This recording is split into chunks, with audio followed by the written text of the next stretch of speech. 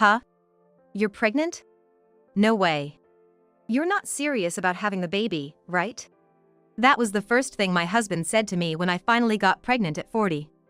Having a baby at your age, that kid's definitely gonna be defective. I can't deal with raising a child like that. With those words, he left me. 30 years later, I randomly bumped into my ex-husband on the streets. Looking exactly the same. Is that defective daughter of yours even alive? Well, even if she is, she's probably unemployed, right? He could afford to spew such nonsense only for so long. Because my daughter turned out to be an admirable. My name is Catherine Smith. I'm turning 70 this year. Today, I'd like to share a story about how my dark past was cleansed. Back in my youth, I was what you'd call a career woman, working in a male-dominated company, competing with men in sales. Of course, there were those who resented me, but I didn't care and strove every day to be the top salesperson. Being tomboyish by nature and constantly competing with men, I didn't have many men approaching me, but that didn't bother me at all. Work was my everything. However, my parents were quite traditional and believed that a woman's happiness was in marriage, so they took me to matchmaking sessions time and again. At a party I was invited to by a colleague, I met Michael. He was planning to start a business and found my dedication to work impressive. "The future is for women to work hard too," he said, acknowledging my dedication. At a time when it was still frowned upon for women to work so hard, it was probably inevitable that I was drawn to Michael, who accepted me for who I was. We continued to date smoothly and decided to get married. I was 30 and Michael was 28 at the time. I guess you could call me the older wife. After graduating from a prestigious university, my husband Michael landed a job at a renowned company. But he declared he had a dream. And with that, he quit to start his own venture. It was quite a gutsy move, especially since he didn't rely on the knowledge or technology from his previous job, but chose to start a business in an entirely different field. At that time, I had no knowledge of entrepreneurship. My only aim was to get a job and work my butt off. That's why, when Michael shared his firm resolution to start a business, I must admit I was taken aback by his masculinity and thought it was cool. When I'd come home after work, he'd tell me things like, "I tried this out today," or "This is my goal, and this is the issue at hand." I didn't quite grasp all of it, but I enjoyed listening to his work stories. Living a monotonous daily life and striving to excel at my job, I found Michael's tales exciting and appealing. Then, a few years passed. And one day my company held a family social event. It was a weekend gathering where employees and their families came together for a barbecue to deepen our connections. At this time, Michael's business wasn't doing so well, nearly at the brink of closure. Looking for a change of scenery, I invited Michael to the family social, and he was thrilled to join. But during the barbecue, a close office assistant approached me, asking if Michael was drunk, expressing concern. Michael can handle his liquor. And doesn't change much when he's drunk. What happened? I asked, puzzled. The assistant told me she was worried because she saw Michael arguing with Ms. Smith from accounting. Arguing with Ms. Smith? Concerned, I rushed over to Michael and heard him saying, "But it's the truth, isn't it?" I quickly pulled Michael away and apologized to Ms. Smith for the disturbance. Later, I went to Ms. Smith to get the full story, and it turned out Michael had said something offensive about factory workers, suggesting it must be tough. I apologized deeply to her and thankfully, she forgave us. However, this discriminatory remark by Michael wasn't entirely surprising. Yes. Michael always took pride in graduating from a prestigious university, landing a job at a renowned company, and even starting his own business. He had a tendency to look down on others based on education and background. As someone with limited dating experience, I did feel a bit off about his remarks, but also felt proud when he said that me being a woman did not stop me from graduating from a prestigious university and competing in the male-dominated workforce. Despite some issues, we were living happily as a couple. Yet, we had another worry. We were having trouble conceiving a child. At that point, I was still working hard and wasn't too stressed about it, thinking it was something we couldn't control. But as I reached my mid-30s, the situation felt more pressing. Even so, I thought that if worst came to worst and we couldn't have kids, living a peaceful life just the two of us wouldn't be so bad. However, Michael seemed to have a different view. He began to express frustration about not having children yet. "It's embarrassing that we don't have kids at this age. Everyone around us has at least two. It's inconceivable that I'm the only one without any. That remark was what was truly inconceivable. In my mind, I retorted. It seemed Michael had a clear life plan. Marry a woman with superior genes in his 20s. Have 2 kids by his early 30s. He says this is the path that successful people take. A plan I had never heard of. But Michael seemed to live by it. In my 20s, I met and married Michael, who deemed me to possess superior genes.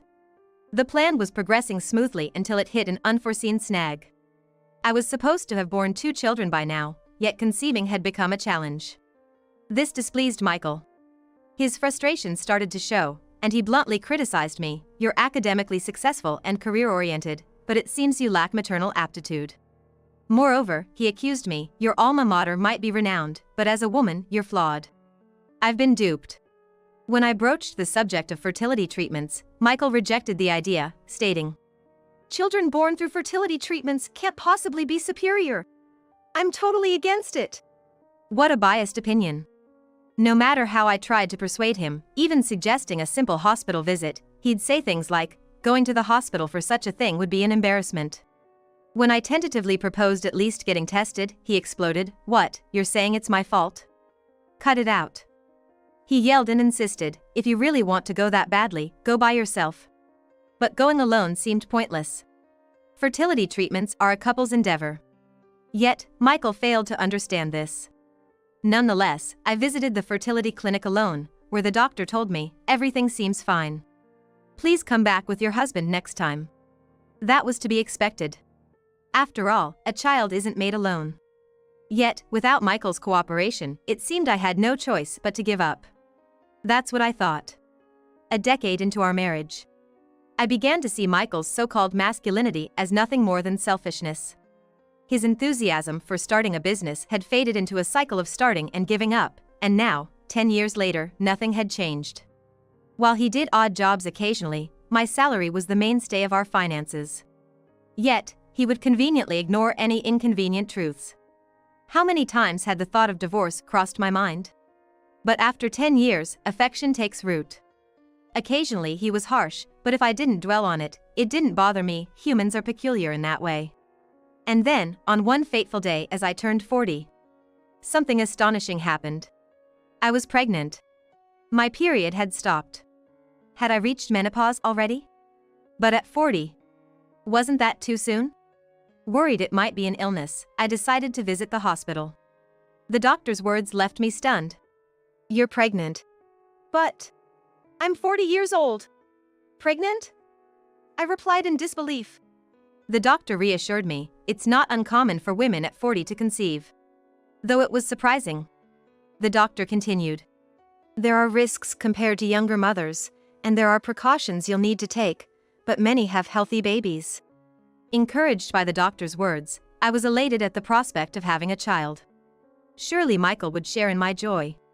Full of excitement, I reported the news to Michael. However, his response was utterly unexpected. What? You're pregnant? That's gotta be a joke. You're not seriously considering keeping it, are you? Michael's unexpected words left me speechless and dumbfounded. But without a hint of concern for how I felt, he continued. Having a baby at your age, that child is definitely going to have issues. Raising a kid like that is just something I can't handle. If you insist on going through with this, then it's divorce time. That's what he said to me. It felt like a hammer blow to the head. This was the child I had longed for. Not having it was not an option for me. Yet Michael was saying if I went through with it, we would get divorced.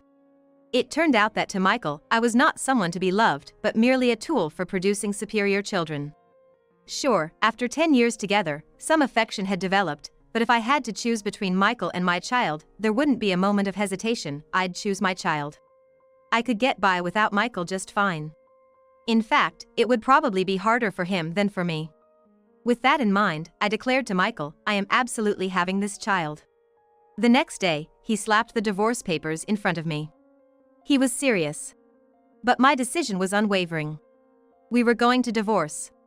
As I filled out the divorce papers, Michael said to me, from now on, stay out of my life.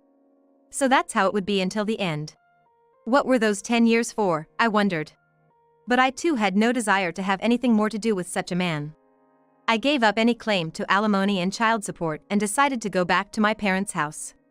I was anxious about whether I could continue working in sales while pregnant, but the company appreciated my years of hard work and asked me instead to train my junior colleagues internally until my maternity leave, which I was grateful for. Michael had been cruel, but I was surrounded by understanding people who encouraged me, and I gave birth to a healthy girl, Mindy. Despite the worries of a child born to an older mother, Mindy grew up well-nourished. With love from me and my parents, becoming a thoughtful, beautiful, and kind girl.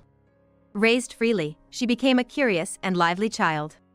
Fast forward 30 years. I'm now 70. And Mindy is 30. An independent and successful adult. I've lived happily without a single thought of Michael. Then, one day, I was stopped by a familiar voice on the street. "Hey, is that you, Catherine?" "Michael?"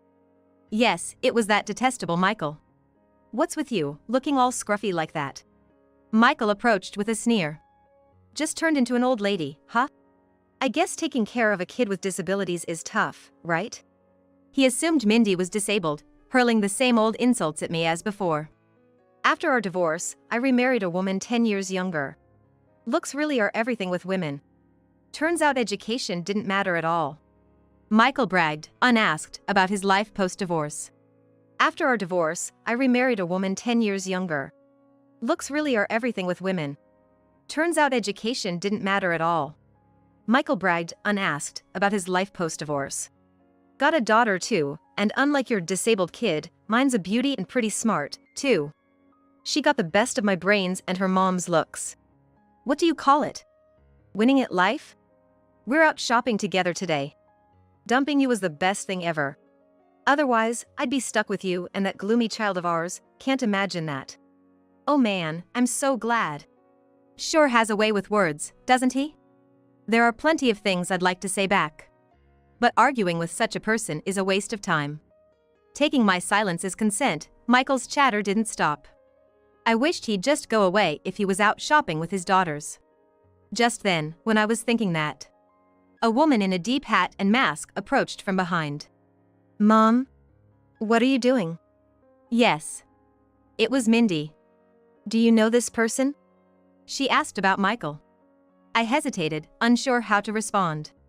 I hadn't gone into detail with Mindy about her father.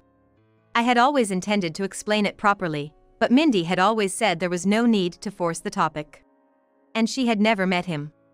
I was still contemplating what to say when Michael, grinning, said, "Oh, looks like you can go outside, huh? Must be really ugly under that mask." Now he was attacking Mindy. I wouldn't stand for Mindy being attacked. I was about to argue back when an unexpected person did it for me. "Hey! Where did you disappear all of a sudden? You're supposed to be carrying our bags." "Natalie." The voice belonged to Michael's daughter, apparently named Natalie. Michael had been proudly talking about his new family, but it seemed they only saw him as a porter. Hearing this, Mindy murmured, "Wow, to think that guy is my father." "What? Mindy, how did you?" I was shocked. She laughed and said, "When he's talking that loudly, it's hard not to hear." Then Natalie, who had overheard, pushed Michael aside and rushed to Mindy, asking, "Could you be Mindy? I'm a huge fan. Could I maybe get your autograph?" She was excited. Indeed. My daughter Mindy is an actress. Curious and eager, as a child, she held a flyer for a child actor audition, her eyes sparkling as she negotiated with me to apply. I thought she wouldn't get in, but let her apply anyway, and to my surprise, she was accepted. From there, Mindy worked hard and steadily, and, though I'm her parent, it's fair to say she's become a top-notch actress. And shockingly, Michael's daughter Natalie was a big fan of Mindy's. Watching all this, Michael flipped and started to brag, "Hey! Mindy's my daughter. She's doing great. I can brag about this." But then Natalie yelled at him, "You were just telling Mindy's mom how glad you were about the divorce, and calling Mindy defective. That's totally unacceptable. Even if Mindy and her mom forgive you, I will never forgive you for life." Sure enough, it seems even Michael couldn't say anything back to Natalie. After Natalie said that to him, he hurriedly came to apologize to us. But Michael's enemies only continued to grow. Michael's current wife, Christy, showed up and said, "You really need to start taking things seriously. Talking about starting a business, but just drifting around aimlessly. I've put up with it because you do anything I ask, so I've held off on divorce, but seeing how you treat your ex-wife, it's just cruel. Looking down on others and attacking those who seem weaker than you, it's the lowest of the low. I can't be with someone after seeing their true nature." "We're getting a divorce," she said nonchalantly. Caught off guard by the sudden declaration of divorce, Michael pleaded with Christy, "I'm really sorry. Please, anything but divorce." Despite his begging, both Christy and Natalie had had enough. Realizing pleading with them was useless, he turned to Mindy and said, "Please forgive my earlier rudeness. I'm terribly sorry. Could you please ask Christy to forgive me? I'm sure if you ask them, they'll listen to you. Help your dad out." It's amazing he could say such a thing after all that berating. Or rather, Mindy doesn't even consider this man her father. And why should she have to make such a request in the first place? As we stood there dumbfounded, Michael began to apologize, crying. It was embarrassing and attracting attention, so please stop. Maybe sensing how we felt, Natalie told us, "I'm truly sorry for the trouble he's caused. I promise you, I won't let him claim to be Mindy's father. Go on, please leave. We'll handle this from here." Then, she secretly said to Mindy, "But I was really glad to meet you. I'll continue to support you." It seemed like Mindy was a good kid after all. We said goodbye to Christy and Natalie and left the place. Later on, I heard that Christy did go through with the divorce from Michael. He cried and threw a fit until the very end, not wanting a divorce, but how could anyone stay after seeing his true colors? In fact, I was almost impressed he'd managed to hide his true self from Christy and the others for so long. After the divorce was finalized, Michael was saddled with alimony, adding debt to his already incompetent life management, and he disappeared. I worried that rumors might spread about Mindy, but he was too down to cause any more trouble, thankfully. I know all this because Natalie apparently told Mindy via DM on social media. He turned out to be a terrible man, but it just goes to show, you reap what you sow. I will continue to fully support Mindy and live my life with gratitude to those around me. Now, the movie where Mindy is the lead is about to start. She's playing a lawyer who cuts down the evils of society. I'm looking forward to it.